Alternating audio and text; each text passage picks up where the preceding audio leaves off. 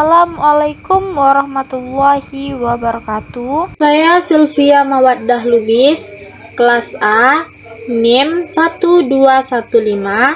12150123327, Prodi Teknik Informatika, Fakultas Sains dan Teknologi, Universitas Sultan Syarif Kasim Riau.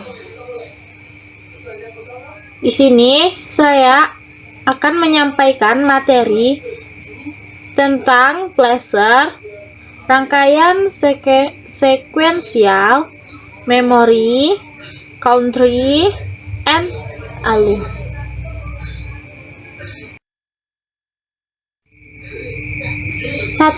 Placer. Placer terbagi dua, yaitu 1. Multiplacer dan 2. Demultiplacer. Pengertian multiplacer. Multiplacer adalah rangkaian logika yang menerima beberapa input data digital dan menyeleksi salah satu dari input tersebut pada saat tertentu untuk dikeluarkan pada sisi output.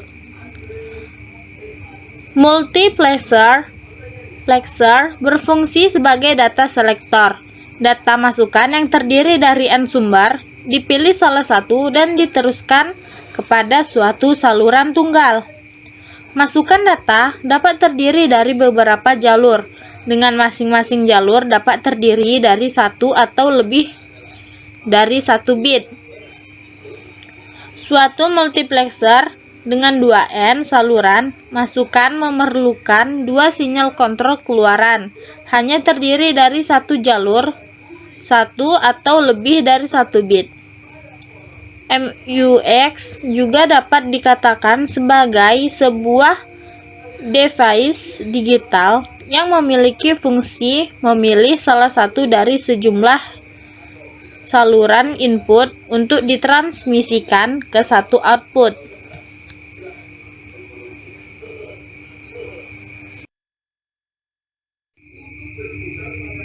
Jenis-jenis multiplexer. 1. Yang ke-1, MUX inversi. MUX inversi dilengkapi pad data antara komputer dan mengambil jalur kecepatan tinggi dan memisahkan menjadi beberapa jalur yang berkecepatan rendah yang akan dikombinasikan dengan MUX inversi lain yang telah tersambung dengan komputer lain.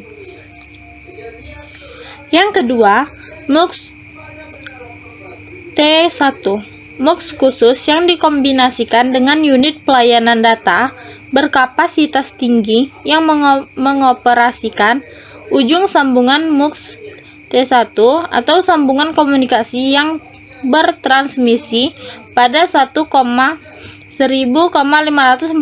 juta bps yang dibagi menjadi sirkuit tingkat suara 24, 48, dan 96. Yang ketiga, MUX multiport.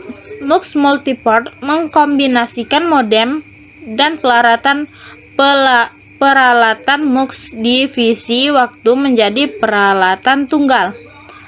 Jalur input modem mempunyai kecepatan transmisi beraneka ragam. Yang keempat, MUX fiber optik.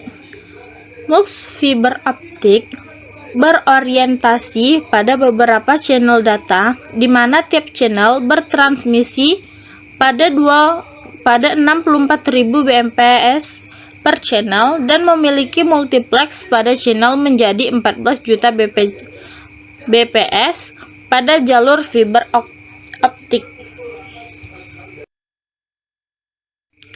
Multiplexer bekerja seperti sebuah saklar atau switch multi posisi yang dikontrol secara digital, di mana kode digital yang diberikan ke input select mengontrol input data mana yang di-switch ke output.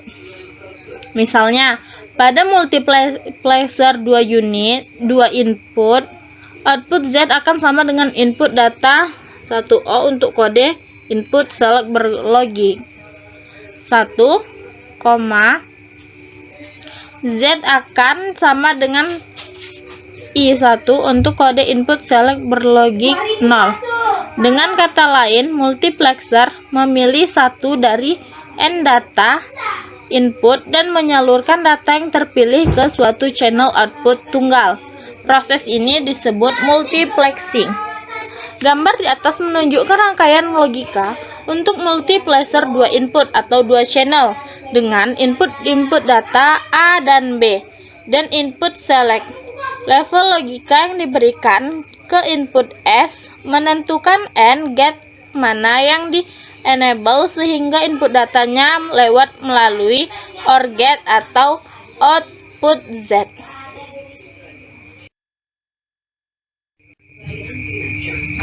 Pengertian the multiplexer.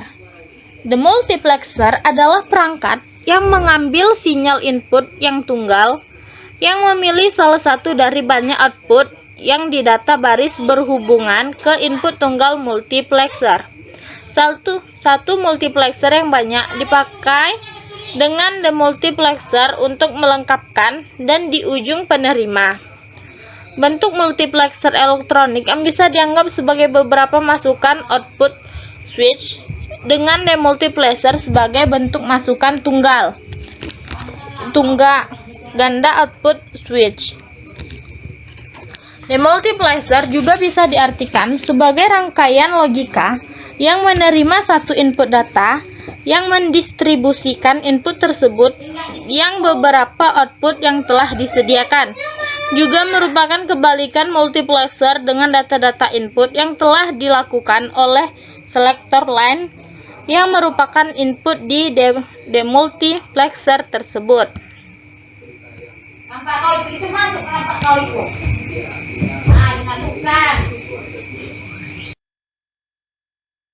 Rangkaian yang ada pada multi elektronika yang berbentuk satu masukan ke lebih dari satu luaran. Demultiplexer bisa disebut dengan data distributor yang pemilihan saluran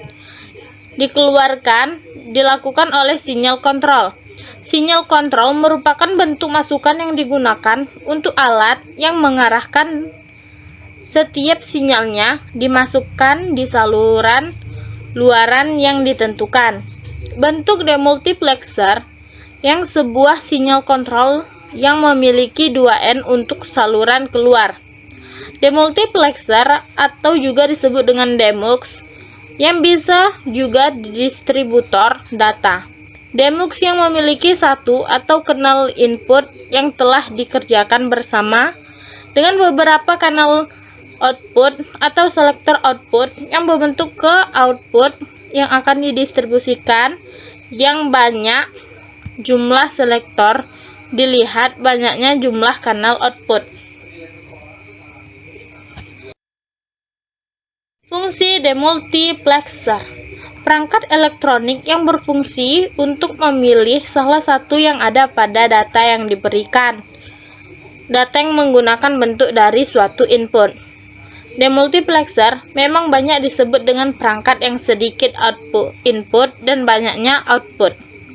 Karena yang berfungsi memilih saluran output yang banyak di jalur input yang sedikit. Jika disimpulkan, fungsi demultiplexer yaitu menggantikan bentuk satu arah input data yang sama ke bentuk salah satu dari 4 arah data output A sampai D. Kedua, rangkaian sekuensial. Pengertian rangkaian sekuensial. Rangkaian logika sekuensial adalah bentuk gabungan dari rangkaian kombinasional dengan elemen memori dasar. Dengan adanya elemen memori dasar, rangkaian dapat menyimpan status input dan output sebelumnya. Pada saat yang sama, rangkaian logika sekuensial umumnya dikenal sebagai perangkat dua keadaan atau bistabil karena hanya memiliki dua keadaan stabil, O dan 1. Satu keadaan pada satu waktu. Elemen memori dalam rangkaian dapat menyimpan 1 bit pada satu waktu. Jenis sirkuit ini memiliki jumlah input yang terbatas dengan jumlah output yang terbatas. karena elemen memori rangkaian ini memberikan solusi untuk banyak masalah kita. Rangkaian logika sekuensial terutama digunakan sebagai register, counter, pengubah analog ke digital atau ADC, dan sebagainya. Flip-flop. Flip-flop adalah rangkaian digital yang memiliki dua keadaan stabil dan dapat menyimpan informasi sebesar 1 bit data binar yang dinyatakan dalam sistem binar, yaitu 0 atau 1. Flip-flop disebut juga sebagai latch karena flip-flop juga diberi suatu informasi atau sinyal, maka informasi atau sinyal itu akan terkunci di dalamnya. Fungsi flip-flop yaitu 1. Menyimpan data informasi 1 bit binar. 2. Memecah pulsa. 3. Menahan atau mengingat pulsa trigger. Yang keempat, menyerempakkan operasi aritmatika. Macam-macam flip-flop. Flip-flop RS atau SR, set reset, merupakan dasar dari flip-flop jenis lain. Flip-flop ini mempunyai dua masukan. Satu disebut S atau set, yang dipakai untuk menyetel atau membuat keluaran flip-flop keadaan 1. Yang lain disebut R atau reset, yang dipakai untuk mereset atau membuat keluaran berkeadaan 0. Flip-flop RS dapat dibentuk dari 2 gerbang NOR atau 2 gerbang N. Yang kedua, flip-flop JK. Flip-flop JK yang diberi nama berdasarkan nama masukannya, yaitu J dan K. Flip-flop ini mengatasi kelemahan flip-flop RS yang tidak mengizinkan pemberian masukan R sama dengan S sama dengan 1 dengan menggunakan N, dengan meng-N-kan masukan dari luar dengan keluaran. Flip-flop JK ini tidak bekerja tak serempak dengan rangkaian lain karena tidak penabuhan atau clocking. Yang ketiga, flip-flop D. Flip-flop ini berasal dari delay. Flip-flop ini mempunyai satu masukan, yaitu D. Jenis flip-flop ini sangat banyak dipakai sebagai sel memori dalam komputer. Pada umumnya, flip-flop ini memiliki masukan penambuh. Dapat dilihat bahwa sebenarnya flip-flop D berfungsi seperti apa yang dilakukan oleh flip-flop C bila masukan K dihubungkan dengan komplement masukan J. Dan yang keempat, flip-flop T. Flip-flop T diambil dari sifatnya yang selalu berubah, keadaan setiap adanya sinyal pemicu atau trigger pada masukannya. Input T merupakan satu-satunya masukan yang ada pada flip-flop jenis ini, sedangkan keluarannya tetap 2. Umumnya, kalau keadaan keluar flip-flop O, maka setelah adanya sinyal pemicu, keadaan berikut menjadi 1. Dan bila keadaannya 2, maka setelah adanya pemicu, keadaannya berubah menjadi 0. Dapat disusun dari 1 flip-flop RS dan 2 gerbang. Tipe dasar rangkaian sekuensial. 1. Rangkaian logika sekuensial asinkron. 2. Rangkaian logika sekuensial sinkron. Rangkaian logika sekuensial asinkron.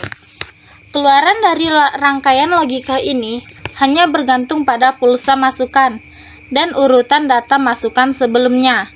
Rangkaian ini tidak memiliki jam dan tidak memerlukan sinkronisasi, sehingga rangkaian tidak bergantung pada jam yang membuatnya lebih cepat daripada rangkaian logika sekuensial sinkron, karena output dapat berubah mengenai perubahan input dengan waktu minimum yang diperlukan, dapat terpengaruh terlepas dari waktu.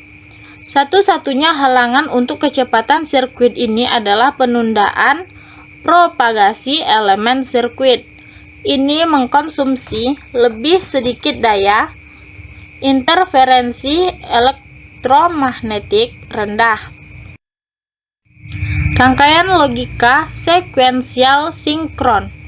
Output dari rangkaian logika ini tergantung pada pulsa input dan pulsa clock dari rangkaian. Sirkuit disinkronkan dengan jam, yaitu output dapat berubah hanya setelah interval waktu yang terbatas. Di sini elemen memori dan jam adalah suatu keharusan. Tanpa adanya pulsa clock, tidak akan ada perubahan output. Untuk perubahan dalam satu keluaran keadaan ke keadaan lainnya, rangkaian ini menggunakan perubahan pulsa clock berikutnya. Jenis sirkuit ini dapat digunakan untuk menyingkronkan semua elemen yang ada di sirkuit secara praktis untuk menangani perubahan input. Ada kebutuhan untuk jumlah waktu yang terbatas agar keluaran yang diproses terjadi, terutama yang dikenal sebagai penundaan propagasi. Penundaan propagasi dapat bervariasi dari elemen ke elemen. Jadi, untuk rangkaian berfungsi dengan baik, kita memerlukan interval waktu yang pasti agar semua elemen bisa mendapatkan waktunya untuk merespon dengan benar. Ya, counter.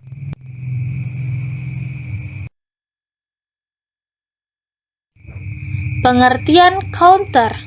Counter adalah rangkaian logika sekuensial yang dapat berfungsi untuk menghitung jumlah pulsa yang masuk yang dinyatakan bilangan biner. Hampir seluruh peralatan elektronik yang mempergunakan sistem digital di dalam rangkaiannya berisi suatu alat yang dapat mengontrol urutan operasi program. Alat tersebut disebut pemecah atau counter. Pada umumnya, counter ini dibentuk dari beberapa buah rangkaian flip-flop atau bistabil multivibrator yang jumlahnya disesuaikan dengan kebutuhan menurut cara kerja masukkan pulsa ke dalam setiap flip-flop.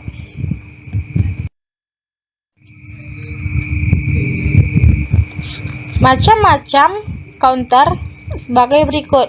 Yang pertama, asynchronous binary up counter. Counter ini dapat menghitung bilangan biner dengan urutan dari bawah ke atas. Apabila digunakan 4 buah flip-flop, maka kita dapat melakukan hitungan paling tinggi adalah 111. Counter yang dapat menghitung sampai 111 disebut 4 bit binary counter. Oleh karena dapat menghitung dengan cara ke atas, maka disebut pula asynchronous 4 biner up counter. Yang kedua, asynchronous binary down counter. Prinsip kerja dari counter ini adalah kebalikan dari up counter, yaitu menghitung bilangan biner dengan urutan mulai dari atas ke bawah atau dari besar ke kecil. Prinsip kerjanya pun tidak jauh berbeda dari up counter. Bedanya hanya setiap output flip-flop diambil dari input Q, sedangkan input clock-nya dihubungkan dengan input not Q dari flip-flop sebelumnya.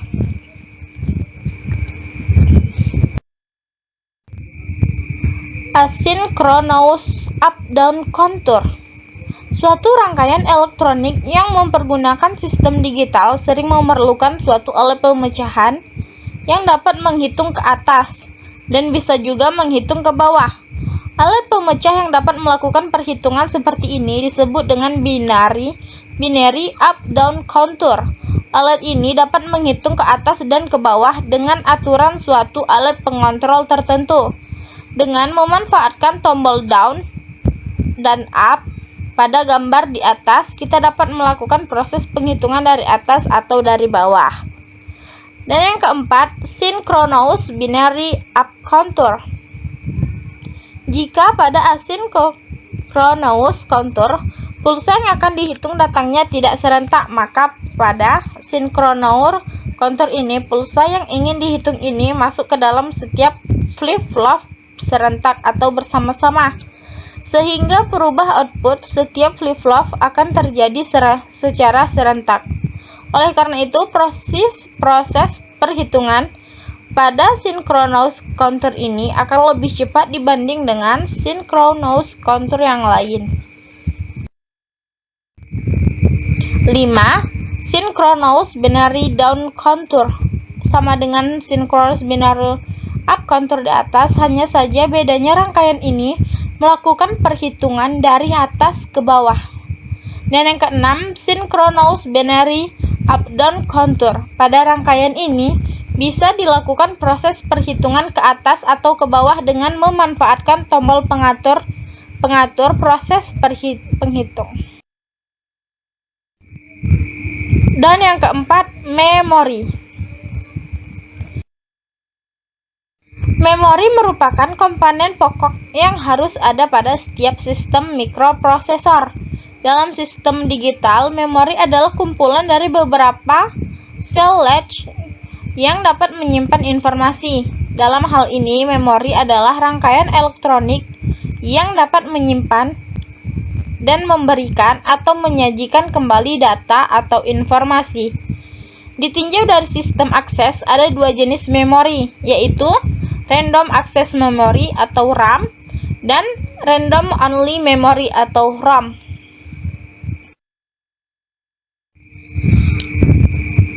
ROM adalah singkatan dari Read Only Memory, merupakan perangkat atau proses yang terdapat di dalam CPU suatu komputer atau sebuah perangkat keras pada personal komputer yang bentuknya berupa chip memori semikonduktor yang isinya hanya bisa dibaca. Fungsi ROM untuk menyimpan firmware dan di komputer untuk menyimpan BIOS. Dalam BIOS, ROM dapat langsung mengakses secara tepat tanpa menunggu untuk menyalakan perangkat media penyimpanan lainnya. Berbeda dengan media penyimpanan lain, memori pada ROM dapat dibaca dan juga dapat ditulis ulang.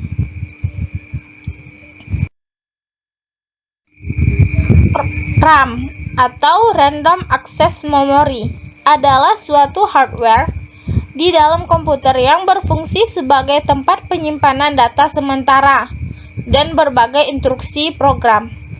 Isi RAM dapat diakses secara acak atau tidak tergantung pengaturan tata letaknya. Data di dalam RAM dapat hilang ketika komputer dinonaktifkan atau daya listrik ke power supply dicabut dari perangkat. Kapasitas RAM di dalam sebuah komputer berpengaruh pada tingkat kecepatan proses data atau loading di komputer tersebut, sehingga proses penyimpanan data, membuka data, dan menjalankan program akan semakin cepat sesuai besarnya RAM komputer tersebut. Fungsi RAM yaitu 1. Membaca data, dan 2. Penyimpanan sementara. Yang kelima, ALU atau Arithmetic and Logic Unit. ALU adalah salah satu komponen CPU yang berfungsi untuk menjalankan tugasnya sesuai dengan perintah dari otak komputer, yakni CPU itu sendiri. Sesuai dengan namanya, perangkat ini lebih berkonsentrasi kepada fungsi aritmatika atau fungsi logika. Fungsi ALU yaitu 1. Melakukan suatu proses data yang terbentuk angka dan logika, seperti data matematika dan sistematika. Yang kedua, melakukan keputusan dari operasi sesuai dengan instruksi program, yaitu operasi logika. Yang ketiga, melakukan perhitungan aritmatika yang terjadi sesuai dengan instruksi program. Dan yang keempat, membantu kontrol unit pada saat melakukan perhitungan aritmatika dan perhitungan logika. Jenis-jenis ALU ada 3, yaitu half adder, full adder, dan parallel adder.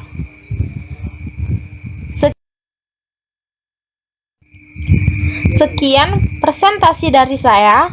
Apabila salah dan kurang mohon maaf. Wabillahi taufik wal hidayah. Assalamualaikum warahmatullahi wabarakatuh.